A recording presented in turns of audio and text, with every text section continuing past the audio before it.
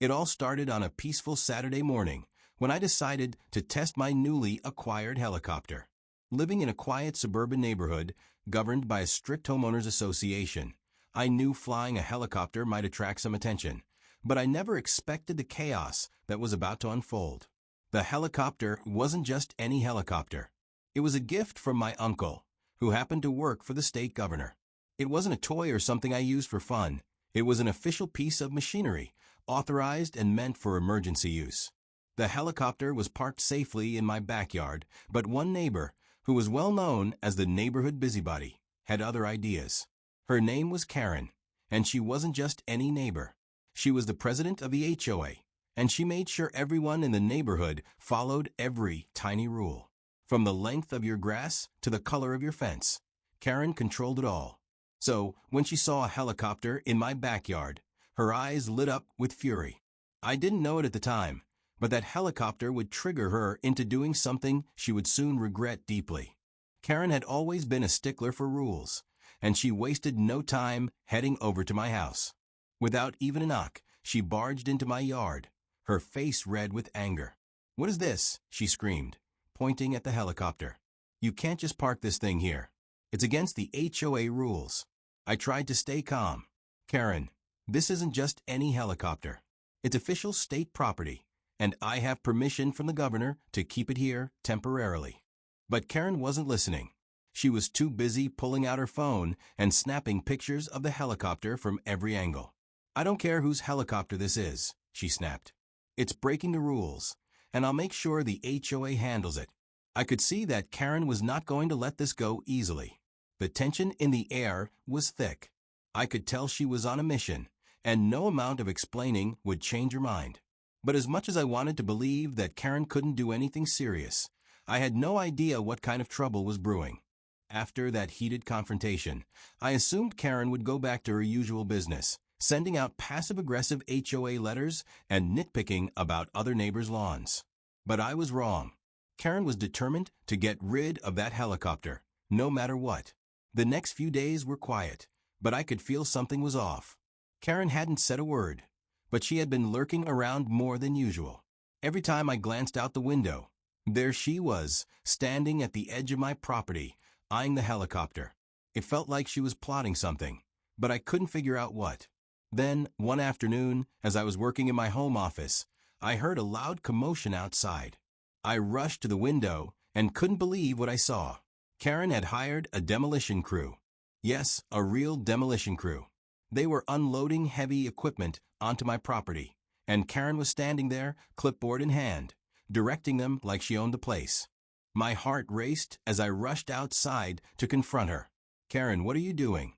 I yelled. She smirked, holding up her clipboard. "I'm enforcing the HOA rules. This helicopter is unauthorized, and it's coming down today." I couldn't believe my ears. "You can't just demolish it. This is state property." Karen shrugged as if she didn't care. "You should have thought about that before breaking the rules. The HOA has the authority, and this helicopter is a violation." I tried to argue, but Karen was relentless. She had already made up her mind, and she wasn't going to stop until the helicopter was gone. The demolition crew started up their machines, and I watched in horror as they began moving closer to the helicopter. I knew I had to act fast. I couldn't let them destroy it. But Karen was one step ahead, and as the machines revved up, I realized just how serious this situation had become. The sound of the machines was deafening as the demolition crew prepared to do their job. Karen stood to the side with a satisfied grin, clearly convinced that she had won. I tried one last time to reason with her, but it was no use. "This helicopter belongs to the state governor," I pleaded. "You have no idea the trouble you're getting yourself into." Karen just rolled her eyes. "If that were true, you'd have some sort of documentation, wouldn't you?" she shot back. I did have the paperwork, but it was inside the house. And by the time I retrieved it, the crew had already begun. One of the workers climbed into a bulldozer and slowly started pushing the helicopter, trying to move it out of place. I could hear the metal screech as it began to bend under the pressure. I shouted at them to stop, but Karen, still holding her clipboard, yelled back, "We're following the HOA rules." If you have a problem, take it up with the board. I felt powerless as I watched the destruction begin. The helicopter, which had stood proudly in my backyard, was now being crushed. The bulldozer continued pushing, and within minutes, one of the helicopter's rotors snapped off and hit the ground with a loud clang. My heart sank as I realized there was no stopping them. But even in that moment of destruction, I knew something Karen didn't. The governor was not going to be happy when he found out what she had done. The consequences would be severe, and Karen would soon find herself in more trouble than she ever imagined.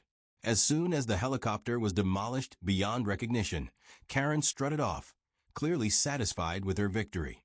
But I wasn't about to let her get away with it. I rushed inside and immediately called the governor's office, explaining everything that had just happened. The person on the other end of the line was shocked, to say the least.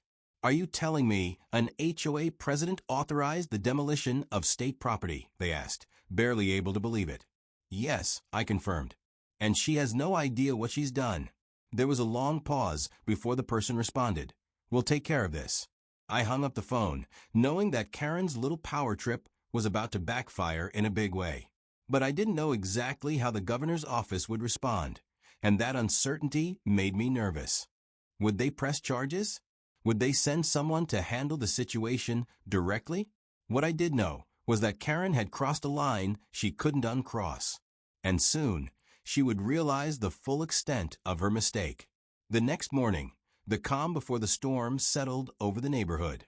Karen was nowhere to be seen, and it seemed like she was confident that she had won her battle against the rule-breaking helicopter.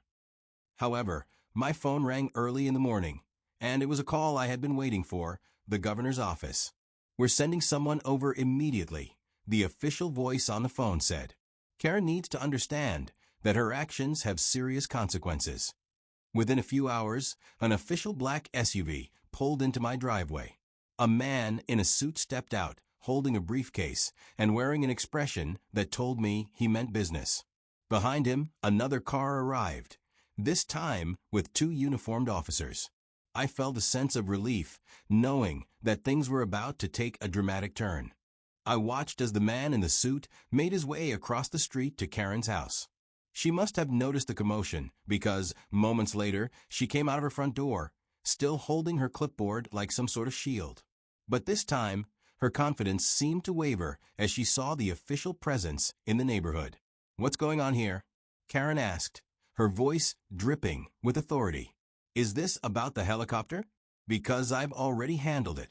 The man in the suit approached her, his tone firm but calm. "You've handled nothing, ma'am. You've destroyed state property, and that helicopter belonged to the state governor's office." Karen's face paled as she realized the gravity of the situation. "What? No. It was a violation of the HOA rules. It couldn't stay there." Her voice cracked slightly, the confidence she had the day before slowly crumbling. The man shook his head, unimpressed by her excuses. "It doesn't matter what the HOA rules are. This is a serious offense. You've caused damage to government property, and there will be consequences." Karen stood there, stunned, her mouth slightly open. For the first time, she was speechless. The clipboard in her hand now looked more like a burden than a tool of authority. I couldn't help but feel a sense of satisfaction watching her face change from confident to terrified. This was the moment she realized that her obsession with control had led her down a path she could no longer escape. One of the officers stepped forward, reading Karen her rights. "Ma'am, you're being placed under investigation for the destruction of state property." Karen stammered, "No, this is a mistake. I didn't know. I didn't mean to. I thought it was just a regular helicopter." But it was too late.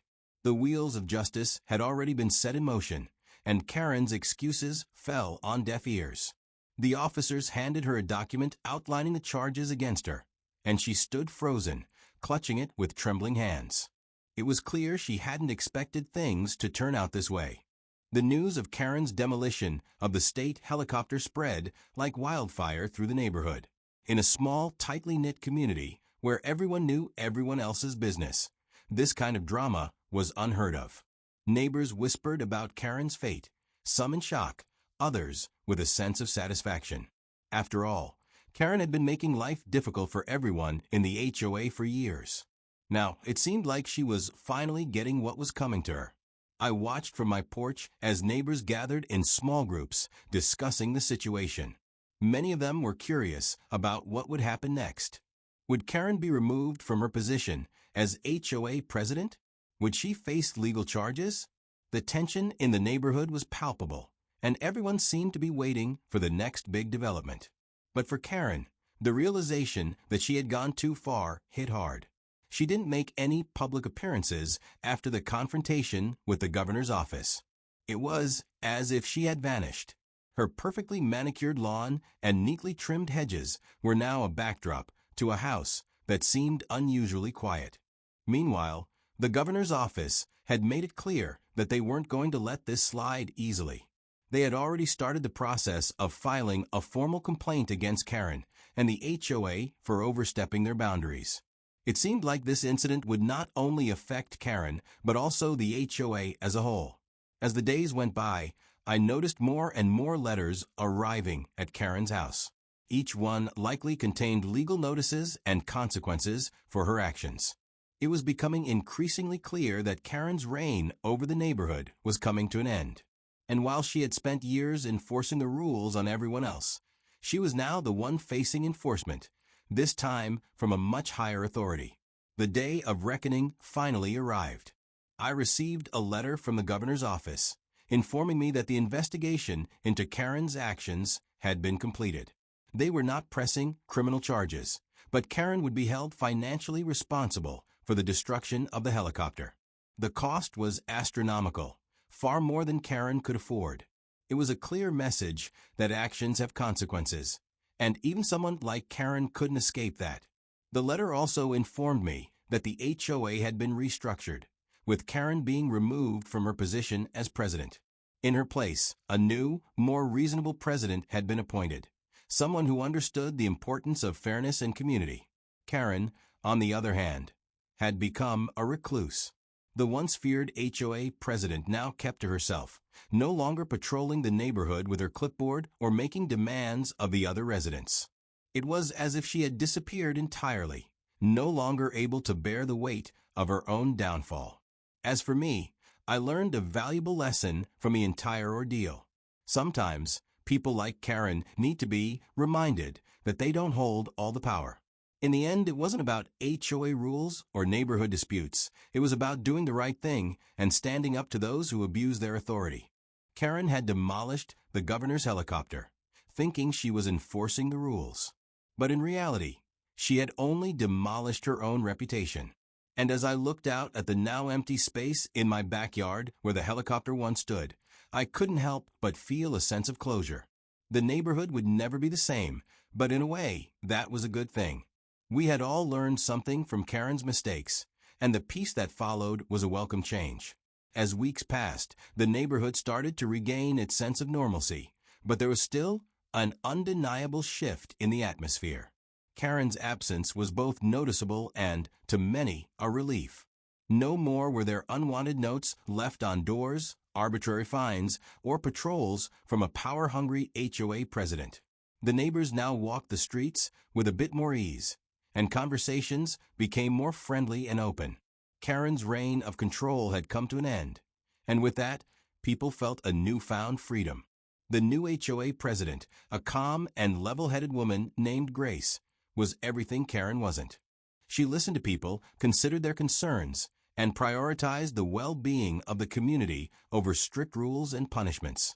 Her leadership brought about a new wave of unity in the neighborhood, and people were quick to support her efforts. Grace quickly made it clear that the days of dictatorial HOA rulings were over. One sunny afternoon, I found myself sitting on my porch, sipping a cold drink, reflecting on the whole ordeal. The events that had unfolded seemed almost surreal. Who would have thought that a helicopter could lead to such a dramatic series of events? Karen's obsession with control had led her to demolish something that didn't even belong to me. It belonged to the governor, a person who wielded far more power than Karen could have ever imagined. Neighbors occasionally stopped by to chat, often bringing up the helicopter incident, as they called it. It had become the stuff of local legend. Stories about Karen's fall from grace would likely be passed down in the neighborhood for years to come, a cautionary tale about the dangers of power gone unchecked. Every time the topic came up, I would smile, remembering the satisfaction of seeing justice finally prevail. But more than just Karen's downfall, this whole experience had taught me and the community something important about standing up for what's right. Too often, people like Karen thrive because no one wants to confront them. But sometimes it takes just one person to push back and say, enough is enough. And in this case, it wasn't just me, it was the governor's office, the new HOA president, and the entire neighborhood coming together to ensure fairness returned. One afternoon, as I sat outside enjoying the peaceful quiet, something unusual happened. Karen's front door creaked open, and for the first time in weeks, she stepped out. She looked different, tired, worn out, and far from the confident woman who once dominated the neighborhood. Her once perfectly groomed appearance was now replaced by a sense of defeat. Gone were her infamous clipboard and the authoritative aura she carried with her. Karen moved slowly, as if the weight of the world was on her shoulders. In her hands, she carried a small suitcase. I watched curiously as she walked to her car, placed the suitcase in the trunk, and stood there for a long moment, staring at her house. It was as if she was saying goodbye not just to the home she had lived in for years, but to the life she had known as the HOA president, the life that had given her a sense of purpose and power. Rumors had circulated that Karen had been facing a huge financial strain after being held responsible for the cost of the demolished helicopter. The fines and damages were far beyond what anyone could pay without serious consequences. It seemed that Karen had decided to leave the neighborhood for good. As she drove away that day, a quiet sense of finality settled over the neighborhood. Karen was gone, and with her departure came the end of an era, a troubled era, but one that had shaped the lives of everyone in the community. It was hard to say whether anyone truly missed her, but there was a sense of closure in knowing that the neighborhood could now move on. Even though Karen was no longer part of our community, her actions had left a lasting impact. The helicopter incident had been a wake-up call for everyone. People began to question the way things were run and realized that they needed to take a more active role in shaping their neighborhood. No one wanted to see another Karen rise to power, so they rallied behind Grace and worked together to make the HOA more transparent and accountable. Grace led with fairness and respect, creating a new set of rules that focused on fostering a positive, cooperative environment rather than enforcing arbitrary regulations. The neighbors came together to form committees, where everyone had a say in important decisions. The neighborhood transformed into a place where people felt more connected, knowing that their voices were heard. As for me, I was just happy to see things calm down. The peace and quiet that followed Karen's departure was a welcome change. My life no longer revolved around HOA meetings, conflicts, or battles over my property. Instead, I focused on the things that truly mattered, spending time with my family, enjoying my home, and being part of a community that cared for one another. From time to time, I would hear people talk about the infamous helicopter incident, and it always brought a smile to my face. It was a story that would be passed down in our neighborhood for generations, a reminder of how one woman's obsession with control had led to her downfall, and how a community came together to create something better in her absence. Karen had demolished the governor's helicopter, but in the end, she had only demolished her own reputation.